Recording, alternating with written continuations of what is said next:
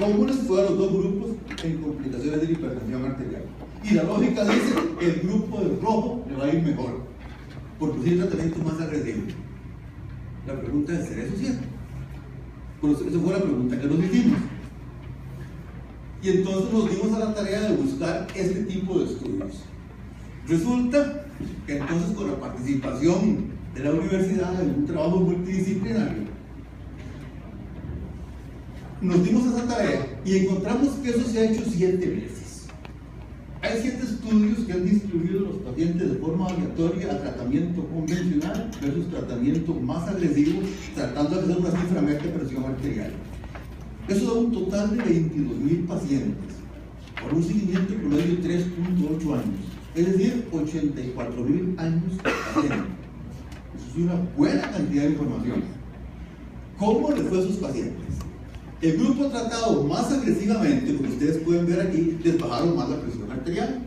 Tanto la sistólica como la diastólica fueron significativamente menores con el tratamiento más intenso. Una vez más, uno piensa que van a tener menos complicaciones. Pero cuando vemos los resultados de mortalidad, de infarto, de ABC, de insuficiencia cardíaca congestiva, de insuficiencia renal crónica, sorpresa. Absolutamente ninguna complicación se redujo más con el tratamiento más agresivo que con el convencional. Entonces lo pregunto, ¿dónde está el beneficio? Y echemos marcha atrás. Resulta que de los 7 estudios, los 2 primeros y los 2 últimos eran exclusivamente en pacientes con enfermedad renal crónica, que de acuerdo con lo que vimos antes, estos grupos deben ser más estrictos. Los dos primeros y los 2 últimos. Me quedan 3. Estos 2 exclusivamente en diabéticos, que son los grupos de alto riesgo. Y una tercera parte eran pacientes diabéticos. Y los demás tenían actividad cardiovascular establecida ya. O sea, eran todos pacientes de muy alto riesgo. Y el tratamiento más agresivo no redujo más las complicaciones. Pero me quedan 2 dudas. Las siguientes me hablaban por aparte de los neurópatas y los diabéticos. Tal vez cuando los ponemos todos juntos no haya beneficio, pero si vemos por aparte los neurópatas y los diabéticos, claro que sí. Entonces hicieron análisis específicos en esos subgrupos de pacientes y vieron qué pasó. En pacientes con enfermedad renal crónica, nos quedamos con 4 estudios, la muestra se nos vino muy abajo, y la primera cosa que uno piensa que es interesante, que todas las días llegan y den cosas por sentado como verdad absoluta, con números relativamente pequeños de pacientes. Y es que en medicina pasa mucho que cuando alguien con poco prestigio llega y dice algo, todo el mundo lo acepta sin cuestionarse de dónde salió eso. Y cuando lo repiten 3 expertos, se convirtió en verdad absoluta. Y Dios guarde que se le ocurra cuestionar eso. Categoría de hereje es lo mínimo para que se lleve, por experiencia propia. Tratamiento más intenso versus tratamiento convencional, una vez más diferencia significativa para presión sistólica y presión diastólica. Uno cree que otra vez les va a ir mejor a estos, y pasó exactamente lo mismo. No hubo diferencia en la mortalidad, no hay datos de esto. Qué interesante, ¿no? Insuficiencia renal crónica terminal, no hay diferencia, y todavía calculamos el cambio en la filtración glomerular. Resulta que es exactamente lo mismo. Tratamiento más agresivo reduce la filtración glomerular 0.09 litros por minuto por 1.23 por año. O sea, prácticamente nada. Una vez más, ¿a dónde está el beneficio? Nos faltan los diabéticos. Los voy a dejar de momento de lado, porque desde esta primera publicación aparecieron nuevos datos, pero en principio les cuento que el análisis inicial en los diabéticos no mostró absolutamente ninguna cosa distinta a lo que ya hemos visto. Bueno, a raíz de eso se vino una oleada de comentarios porque era salirse de la forma usual de ver las cosas, y entonces lo comentan en diferentes lados y la gente se cuestiona y que esto es lo que estará pasando, nos están cambiando las reglas del juego hasta el punto de que ese año Medscape clasifica esto como la segunda noticia más importante en medicina interna del año. ¿Por qué era cambiar el rumbo del pensamiento, verdad? Simplemente eso fue. Pero ¿qué pasó con los diabéticos? Aquí vino la tercera parte de la historia. Desde la publicación inicial a la segunda, que es esta, les contaba, aparecieron nuevos estudios. Entonces se planteó la necesidad de actualizar los datos. Y se hizo una segunda investigación. En este caso, 5 estudios específicamente en pacientes diabéticos, 7.000 restos pacientes, 33.000 años paciente, otra vez un buen volumen de data. Tratamiento más agresivo, vean qué agresivos fueron. Llevaron una histórica promedio a 119, y les cuento, eso es bien difícil en la clínica. Y el promedio, o sea que había gente que andaba en 100, 105 probablemente, contra 133, y diastólica 76 contra 83, ambas estadísticamente significativas. Y cuando analizamos los resultados, vamos primero con la sistólica, 140 o más estricto. Aquí sí aparecieron diferencias significativas, por primera vez aparecen 2, esta y esta. Significa que el tratamiento más agresivo de la presión arterial sí redujo la incidencia de accidente cerebrovascular. Pues ya por dicha tocamos algún beneficio, ¿verdad? ¿A expensas de qué? A expensas de aumentar eventos adversos serios atribuidos al tratamiento. Fuimos tan agresivos para tratar de reducir el riesgo de ABC que les provocamos problemas en otro lado, ¿verdad? Bueno, entonces tengo una cosa a favor y otra cosa en contra. Póngamelo en números, cuantifíquemelo, a ver cómo queda la balanza. Reducción del ABC, tratamiento convencional, tratamiento más estricto, versus eventos adversos serios. Es uno pensativo, ¿verdad? Eran hipercalemia, arritmias, bloqueos atrioventriculares, síncopes.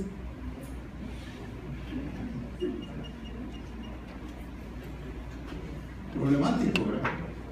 Problemático. Veamos los números absolutos.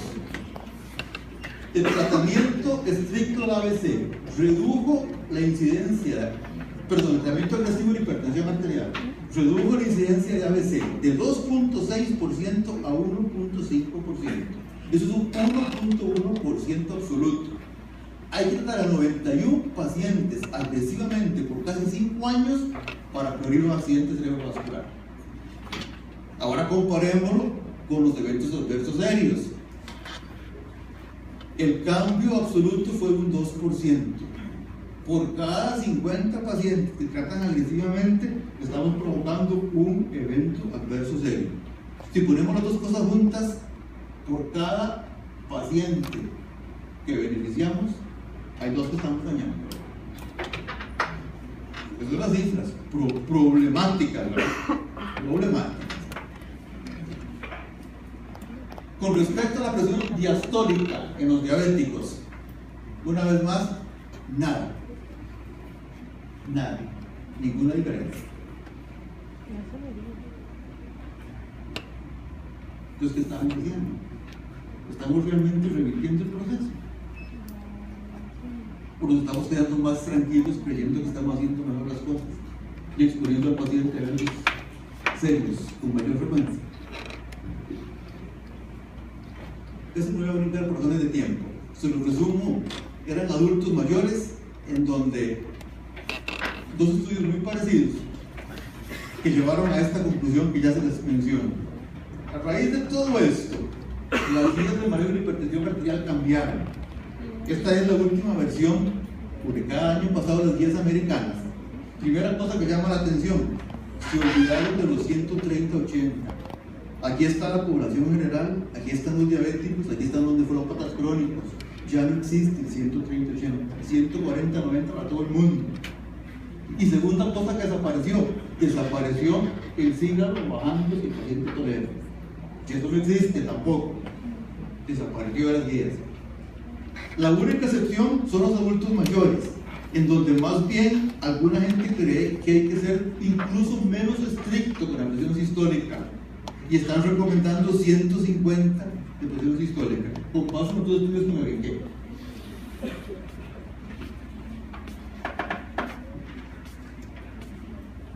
Bueno, Pero sería injusto no dejar de mencionar un par de cosas adicionales que lo ponen a uno a pensar. Vean este estudio. Resulta que este estudio no era de hipertensión arterial, era de pacientes que ya tenían enfermedad cardiovascular establecida. Y entonces, como no eran hipertensos, en promedio tienen una presión arterial muy decente. Los distribuyeron al azar a 2 tratamientos, de este lado placebo, de este lado una droga que modula el sistema renina-angiotensina, y les dieron seguimiento y evaluaron complicaciones. Y al cabo de 5 años de seguimiento, el grupo que recibió el fármaco tuvo menos complicaciones que el que recibió placebo. Entonces uno diría, bueno, está bien, es que probablemente, como este fármaco baja la presión arterial, probablemente se beneficiaron los que eran hipertensos. Y eso me inclinó la balanza en el grupo total. Muchos beneficios, aquí sí, pero cuando se analizan los hipertensos y los no hipertensos, resulta que ambos se beneficiaron. Entonces ahora yo no entiendo. Ahora, ¿cómo es la cosa? Ahora resulta que me da un fármaco específico y aunque la gente no sea hipertensa, reduce el riesgo futuro de complicaciones, sin importar si son hipertensos o no son hipertensos. Interesante, ¿verdad? Y vean este otro. Esos eran pacientes con enfermedad coronaria, con o sin hipertensión, muy parecidos a los anteriores. Por lo tanto, la presión promedio era muy decente. Los distribuyen al azar, la misma historia. Una droga que modula renina-angiotensina versus placebo, les dan seguimiento por 4 años y resto, no hay complicaciones. Y al cabo de esos años, otra vez los que reciben el fármaco tienen menos complicaciones. Y me hacen el mismo análisis, hipertensos y no hipertensos, y resulta que los no hipertensos también se beneficiaron. ¿A dónde quiero llegar? No es el número. El esquema simplista de entre más bajo mejor es eso, terriblemente simplista. Estábamos muy cómodos diciendo sígale bajando la presión arterial, nada más fíjese en cuánto tiene. Pero esa no es la respuesta. Si nos concentramos únicamente en las cifras, tenemos 2 problemas. Uno, estamos sobretratando pacientes sin aportarle beneficio en términos de menos complicaciones, por un lado. Por otro lado, tal vez estemos subtratando pacientes simplemente porque tienen así hipertensión arterial normal. En otras palabras, no podemos basar el tratamiento como ha sido la norma en los últimos 15 años, solo pensando en una cifra de presión arterial. El esquema tenemos que cambiarlo, el abordaje tenemos que cambiarlo, porque las evidencias dicen que esta no es la estrategia apropiada si queremos beneficiar realmente a la población hipertensa. Por lo tanto, la práctica de la medicina debe estar basada en evidencias científicas sólidas. No se vale sacar conclusiones de que si A se parece a B, por lo tanto A también se va a parecer a C. Eso no se vale y se hace todos los días a cada rato. Ustedes se sorprenderán cuántas de las decisiones clínicas se basan en un esquema simplista de razonamiento como ese, simplista e inexacto. Segundo, tratar hacia cifras meta de presión arterial cada vez más baja no es la solución.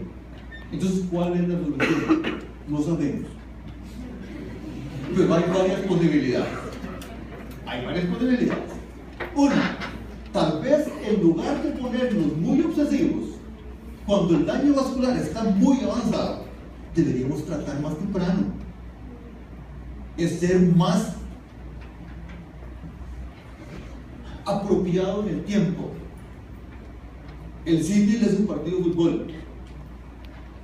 Yo empiezo a hacer cambios en mi equipo cuando veo que me van a meter el primer gol, cuando voy perdiendo 5-0. ¿En qué momento hago el primer cambio? La misma historia. Segundo, no es simplemente bajar la cifra de presión arterial, es bajar la cifra con un fármaco que module la lesión vascular, que cambie esa cascada de eventos. Y con lo que sabemos hasta el día de hoy, los fármacos que parecieran tener más evidencia en ese sentido son las drogas que modulan el sistema renina, angiotensina, aldosterona. Entonces, tal vez en el paciente que tenga riesgo, deberíamos empezar con esos fármacos temprano. Tal vez incluso antes de que tenga la presión arterial elevada. Pero entonces caemos en otro problema. ¿Quiénes son los pacientes de alto riesgo? ¿Cómo los identificamos en la actualidad? Con factores epidemiológicos. ¿Cuánto tiene edad? ¿Cuánto tiene colesterol? Si tienen antecedentes heredofamiliares. Unos datos epidemiológicos. ¿No sería más apropiado detectar si el paciente tiene lesión subclínica a daño renal? ¿No sería más apropiado, pensando en unos años futuros, identificar cuál es el patrón genético de ese paciente para saber qué posibilidades futuras tiene de tener complicaciones cardiovasculares? En la actualidad yo creo que estamos tratando un montón de gente de bajo riesgo a expensas de no tratar a muchos que deben recibir tratamiento. Estamos enfocando más los recursos. Y entonces, lo que se abre es una gran cantidad de expectativas. Cuando uno lo invitan a hablar de hipertensión, la gente dice, ¿qué pereza, hipertensión? Otra vez el mismo cuento, la misma historia de siempre. Pues yo creo que es mentira, eso lo estamos hablando. Tenemos que cambiar nuestra forma de ver la enfermedad.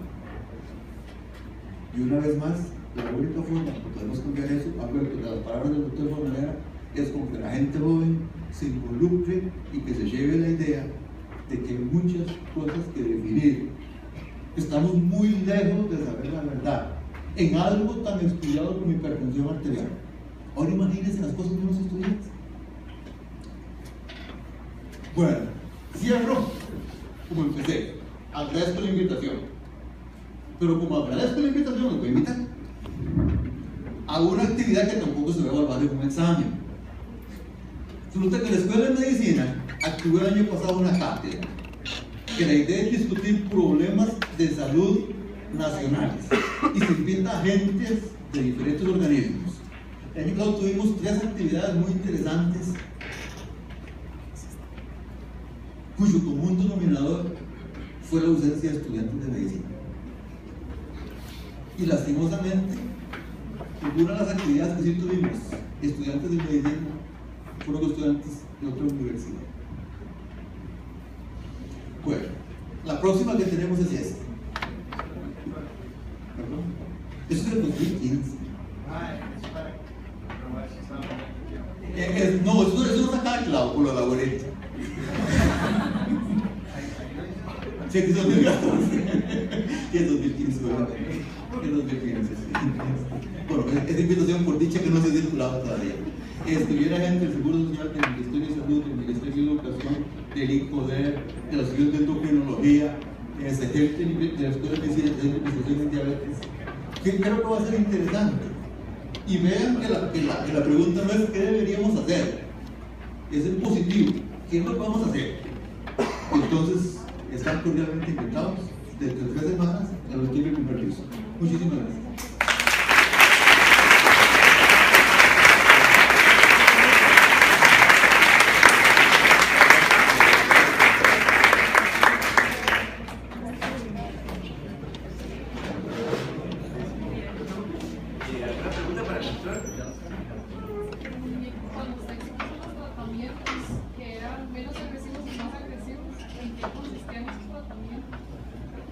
Era básicamente, el tratamiento más agresivo era usar los mismos fármacos, pero a mayor dosis o combinando más fármacos. O sea, en lugar de darle un antihipertensivo, darle 2, o darle 3, o darle los